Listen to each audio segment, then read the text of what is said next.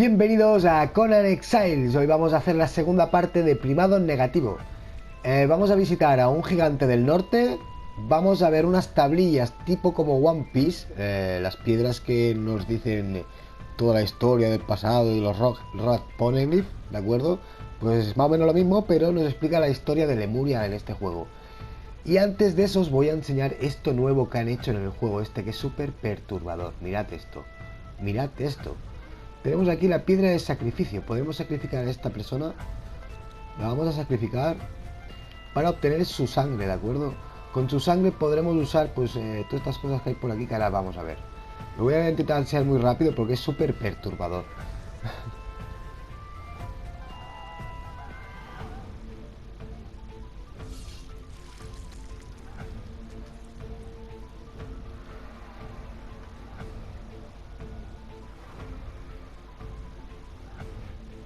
Nada, ella hace su ritual.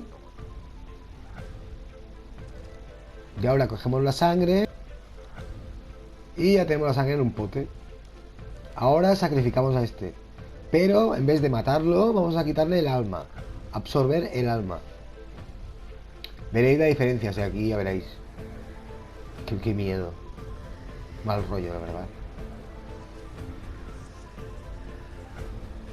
Así, un poco así que se vea mejor. Se me mueve el mando solo. Mira.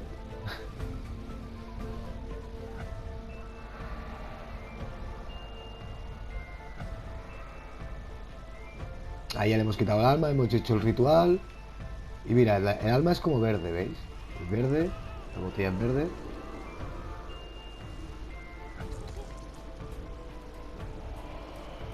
Se queda todo chupado, pobrecillo mío. ¡Ea!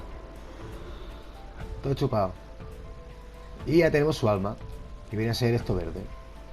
Luego, a ver, podemos meter también aquí un hombre en la tumba poco profunda y se convierte en un zombie. Vamos a dar a crear, hace otro ritual, digamos.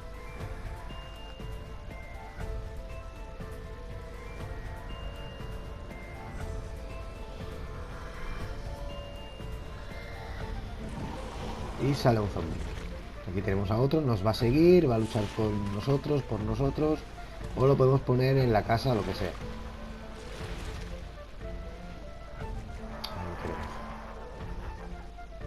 Luego tenemos aquí que esto es muy perturbador. Círculo de poder. Tenemos un círculo hecho en donde ponemos sangre y otros materiales y podemos invocar tanto un animal, un caballo que montar, un rinoceronte que montar, un arco. Podemos invocar, si nos morimos, podemos invocar nuestro cadáver, recuperar nuestras cosas. Podemos invocar una armadura y un mazo. Pero no solo el mazo o la armadura, vais a ver, mirad. Voy a invocar una armadura para que veáis, ¿de acuerdo? Ya le hemos puesto la sangre y todo de matar gente, ¿de acuerdo? Esto lo que pide es la sangre de los sacrificios que acabamos de ver. Aparece un demonio, así por la cara. Se tumba. Nosotros hemos pedido una armadura, no un demonio. Pero la armadura es la del demonio. La cogemos y ya está. Tenemos la armadura. Fíjate el demonio. Se queda ahí un ratito. No nos dice nada, no nos hace nada. Simplemente aparece con la armadura y se va. Luego con el arma lo mismo. Igual.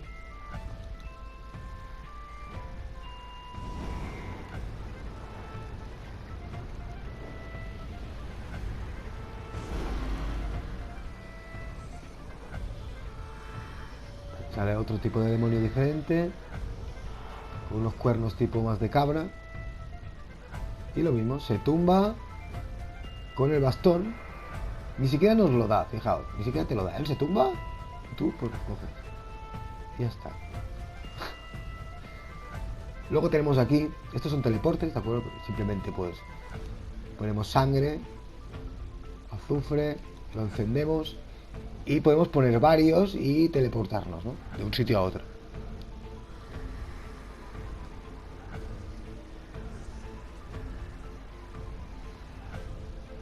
Escucháis el sonido, ¿no? De las voces, como escucho voces, los susurros. Y ahí tenemos, pues ves, aquí estas piedras son pues otros sitios donde puedo ir, donde yo he puesto otras piedras de estas, otro teleporte. Esto ya es, bueno, una mesa para aprender, todo esto.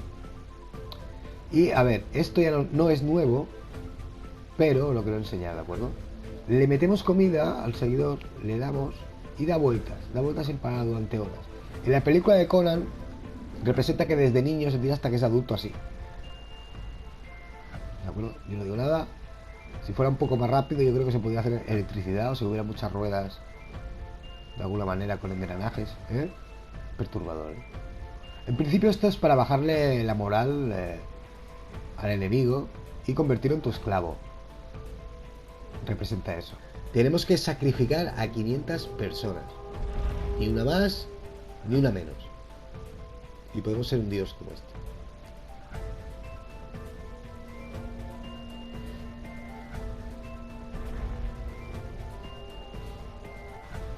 El primado negativo es explicarte las verdades entre drama y comedia, entre películas, videojuegos, libros, ¿de acuerdo?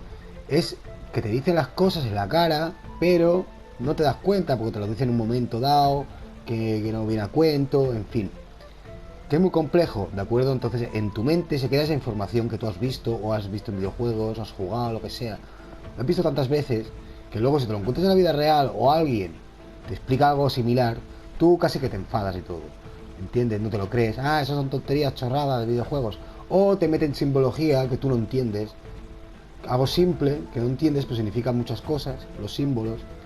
En fin, yo al final del vídeo os dejo una descripción mucho mejor detallada y todo científica para que lo veáis, ¿de acuerdo? Pero es como engañarte en tu cara, ¿de acuerdo? O decirte las cosas que no te han dicho en el colegio y tal, y pues, pues decirte así riéndose de ti también, ¿sabes?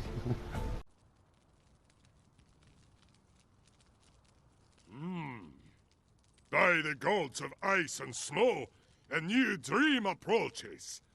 Hello, little dream. You are probably not real, but I offer you welcome and polite palaver. You are exiled, as am I. Philosopher giant, some call me. I have been called sophist and fool. I am the outcast, and I no longer have a name. I have seen the hoarfrost glittering in the sun. I have heard the wind whispering across the everlasting snows. But with my mind's eye, I have seen the dark universe yawning. I have seen the black planets that roll without meaning or purpose or name. I apologize, little dream. My kin found my philosophizing tedious, and so they cast me out. The frost giants, the children of Ymir, my kin, they do not appreciate abstractions.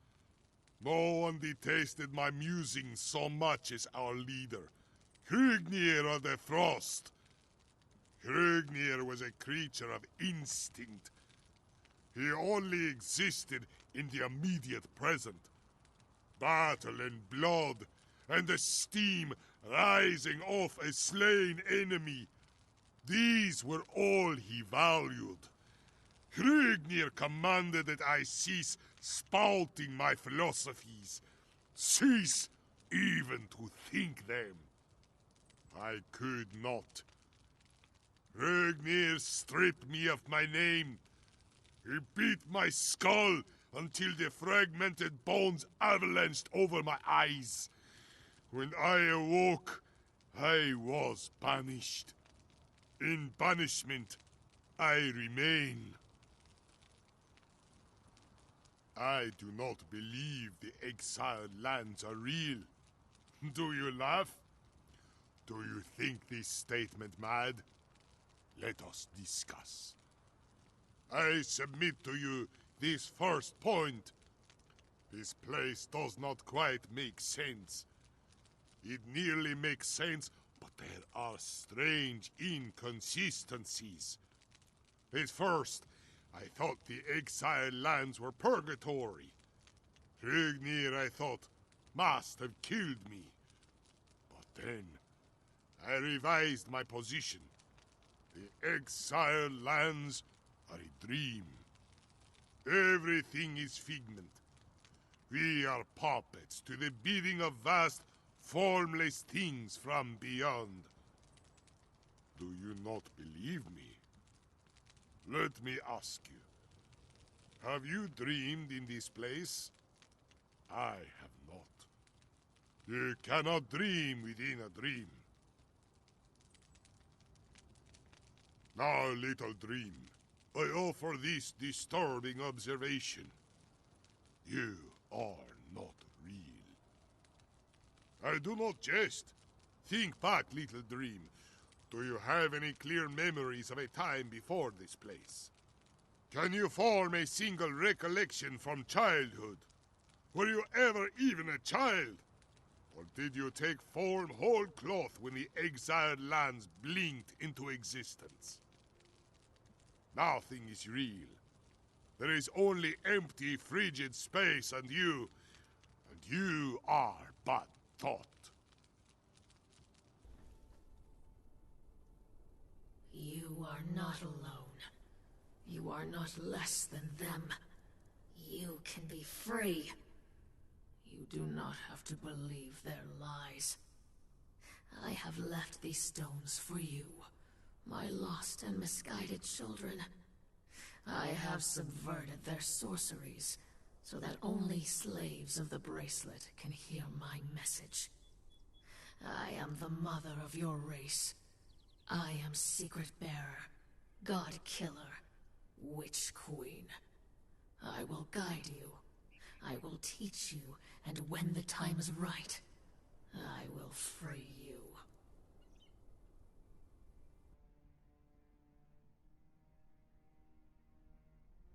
Perhaps you were born a slave, and you do not remember the fate that shaped us.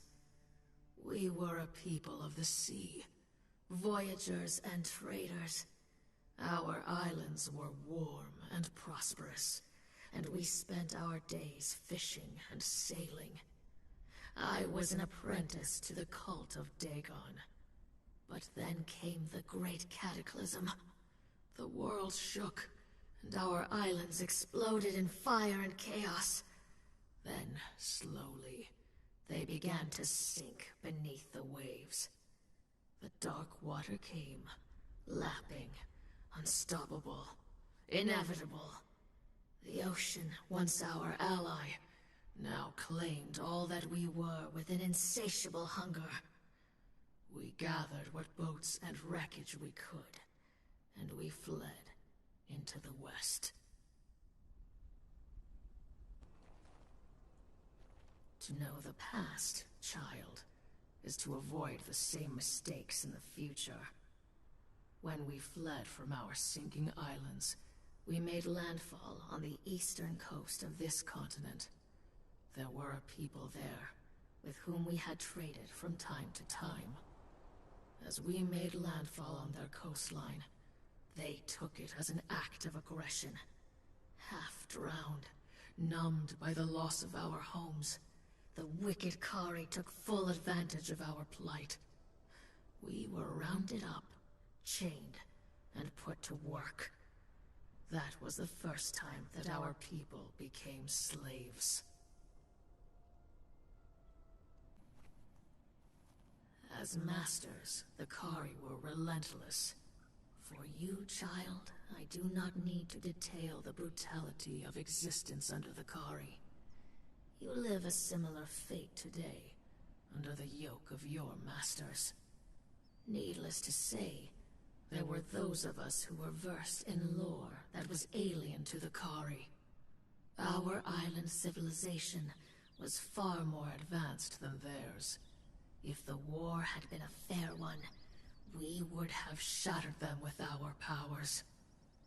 As it was, some of us escaped. A remnant of a remnant, thousands strong. But all that remained of a mighty empire. We fled west, always into the west.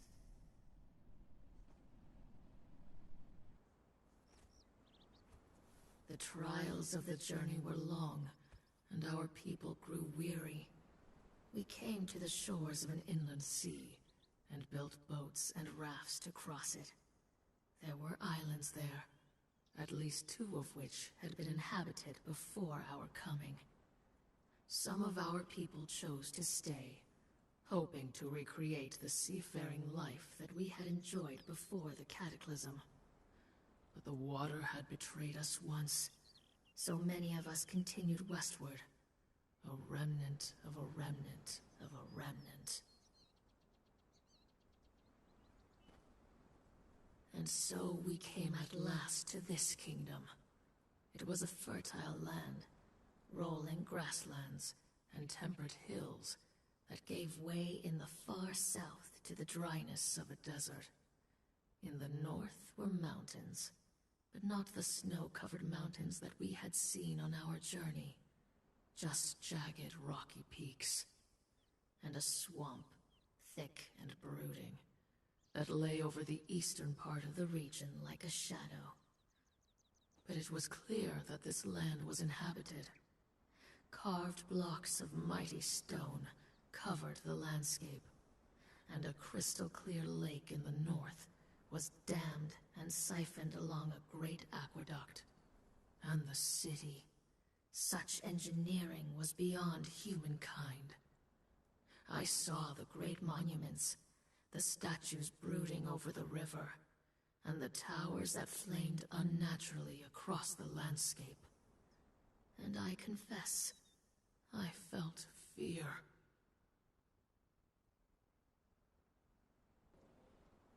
When we met the ones we call the Giant Kings, some of us fell to our knees in worship. Surely these were gods in living flesh, come to offer us respite at the end of our long journey. We could not speak their language, but our sorcerers and theirs came together and worked a powerful ritual. Enchanted gemstones enabled our communication. We forged bracelets to hold them. Thus could our communion with the Giant Kings begin. There were mistakes in this stumbling, fumbling relationship. Our allies had little contact with humans, and our impatience as a people meant nothing to creatures with such long lives. To us, they were painstakingly slow to deliberate and make decisions. To them, we were like children who rushed forward without thinking. Still, there was progress. They had agreed that we could settle the swampy lands on their eastern borders. For them, the land had little value, but to those of us who remembered our seafaring roots, it gave us a chance to be close to the water once again. And, given time, we would be able to call upon Dagon once again.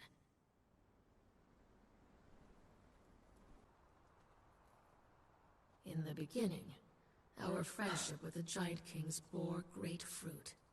We traded with them knowledge, food, baubles, and both peoples prospered. But the Giant Kings became alarmed, I suspect, at the rate at which we gave birth. Theirs was a people who took centuries to reach childbearing age, and they remained few in number. Whereas we spread across our new lands and began to encroach upon theirs. In order to avoid this fate, I began sending scouting parties far to the north, outside of the borders of the Giant King's kingdom. They were to find fertile lands that would not encroach upon the territory of our hosts. Instead, we discovered something dark. Shall I speak, child, of the passage that our scouts found, leading into the very bowels of the earth? Dare I speak of the fantastic city that they found there? Broad squares with twisted temples to the blasphemous elder gods, who were before mankind, and will be ever after. No, I need not speak of these things to strike true dread into your heart, child. I need only tell you of the creatures that dwelt in the city. Beings that lived only in story, and the primal fears of the human heart. For beneath the earth, we discovered what remained of the serpent men of Volusia.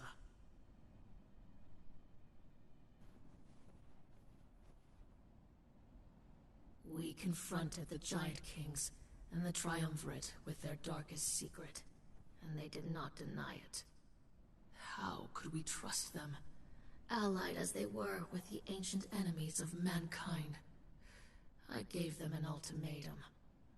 To give us the northern lands, to stay their hand while we exterminated the Serpent Men. They refused. War was inevitable. In wartime, there is enough blame. Who struck the first blow? I cannot say. They enslaved you, twisting the bracelets to their corrupted ways. We retaliated by destroying their aqueduct. We established an outpost, Zula, in the north, to watch the Serpent Men and prevent them from joining with their allies. And I began to formulate a powerful sorcery to ensure the safety of our people.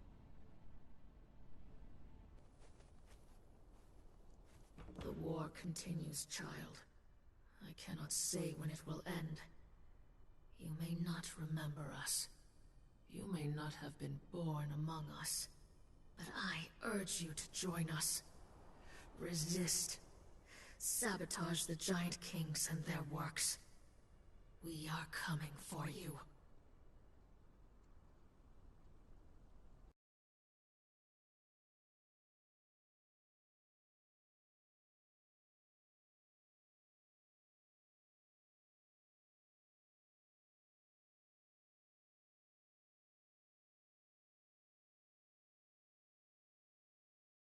Don't forget to subscribe! 南の島はあったけパイナップルプル頭ポカポカ